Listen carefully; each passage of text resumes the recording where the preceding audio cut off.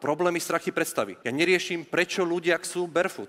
Ja riešim azaniát, prečo ty nechceš barefoot. Toto ja potrebujem riešiť, nie nejakú že focus grupu, že čo máte aj na barefoote. To ma nezaujíma. Prečo nechceš barefoot? Ja mám dneska barefoot náhodou. Takže strach bol, barefooty nie sú pekné, nebudem atraktívny, budem vyzerať čudne. Výborne. Takže idea barefoot, čo nevyzerá ako barefoot, ale ako to bude sexy. Nemôžem povedať proste takto toto, hej?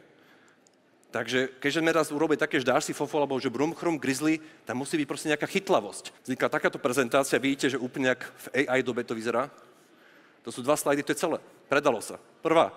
Prvá sekunda spotu. Au, au, au, au. Pred 20 rokmi barefoot oslobodil vaše nohy. Tešíme sa. Ale vyzeral takto. Blé. My len hovoríme to, čo nám povedala celová skupina. Nič iné. Preto odborníci z Bilenka navrhli barefoot, čo nevyzerá ako barefoot, ale funguje.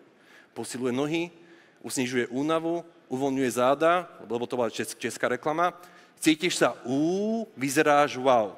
A táto chujada, to je také, že viete, my sme taká sofistikovaná značka. Nie. My potrebujeme chytlavosť. Chytlavosť je pre nás strašne dôležitá.